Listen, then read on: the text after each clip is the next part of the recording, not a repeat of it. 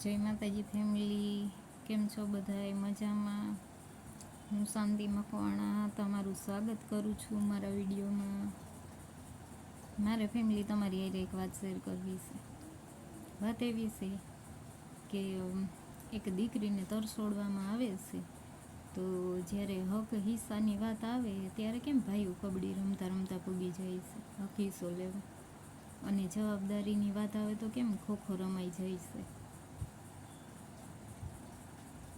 મને એ નથી સમજાતું કે દીકરીઓની જવાબદારી લેવી હોય, બહેનોની જવાબદારી લેવી હોય તો એ લોકો ખોખો રમી નાખે છે, અને જ્યારે હક હિસ્સાની વાત આવે તો એ લોકોને કબડ્ડી યાદ આવે છે કે મને પહેલાં એવી રીતના કરીને.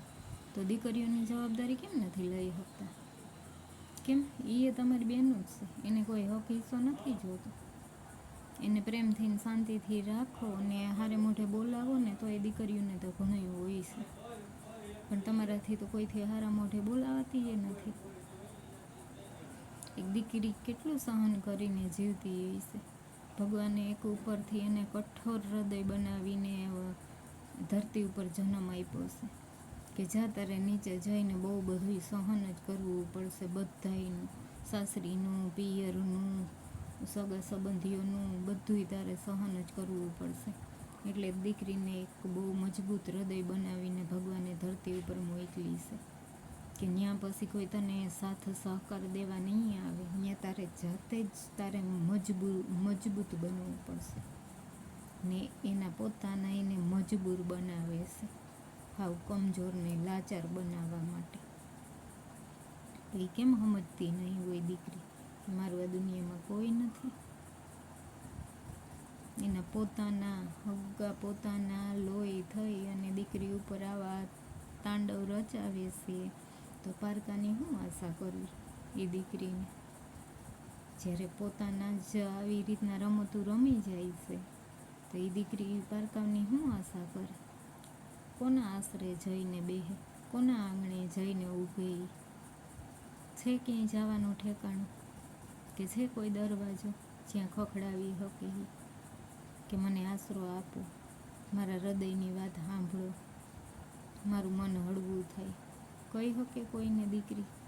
જ્યારે પોતાના જ ઊંચા હાથ કરી ગયા હોય ત્યાં દીકરી ક્યાં જાય પછી બીજાને ઘરે?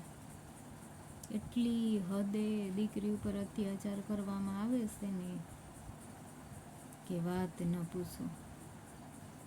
એ દીકરી કઈ રીતના સહન કરતી હશે, કઈ રીતના ઘૂંટડા પીને રહેતી હશે, કઈ રીતના જીવતી હશે.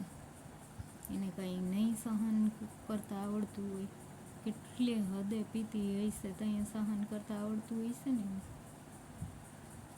ભગવાનને કહે કે આવો અવતાર દીકરીનો હોય ને તો તારી માયા તારી પાસે રાખજે. ભગવાન દીકરીનો અવતાર ન દે, જેનું પિયર તરછોડે એ દીકરી જાય ક્યાં? છે કોઈ જવાનું ઠેકાણું?